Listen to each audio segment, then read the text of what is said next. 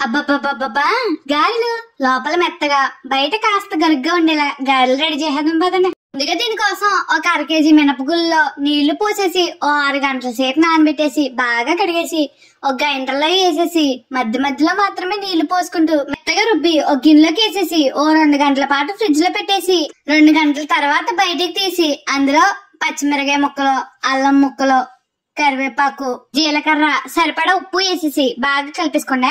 ఇది కాస్త బాగా కలిపేసుకున్న తర్వాత గ్యాస్ మీద మూకుడెట్టేసుకుని అందులో నూనె వేసేసుకుని మనం కలుపుకున్న పిండిని రౌండ్ గా చేసేసుకుని దాని మధ్యలో చిల్లి పెట్టుకుని ఒక్కొక్కటిగా నూనెలోకి వేసుకుని బాగా వేపేసుకోండి. ఈ వేసుకున్న తర్వాత వెంటనే గరిటె పెట్టకుండా ఒకవైపు వేపుకున్న తర్వాత రెండో వైపుకి తిప్పేసుకుని బాగా వేపేసుకుని తీసి ప్లేట్లోకి వేసుకుని పక్కన పెట్టేసుకోండి. అలాగే ఉన్న మిగతా పిండిని కూడా వేసేసి బాగా వేపేసుకుని ప్లేట్లోకి వేసుకుని వేడివేడిగా ఉన్నప్పుడే కోడికూరలో నంచుకుని తింటే ఉంటుందండి. ఉరక పెడుతూ ఎంత గాఢ నిద్రలో ఉన్న వాళ్ళైనా సరే గబుక్కున లేచి ఈ గారెల కోసం గాలించాల్సిందే అనిపిస్తుందండి. నెక్స్ట్ లైక్ చేసి ఫాలో కొట్టేసుకోండి. ఉంటాను మరి.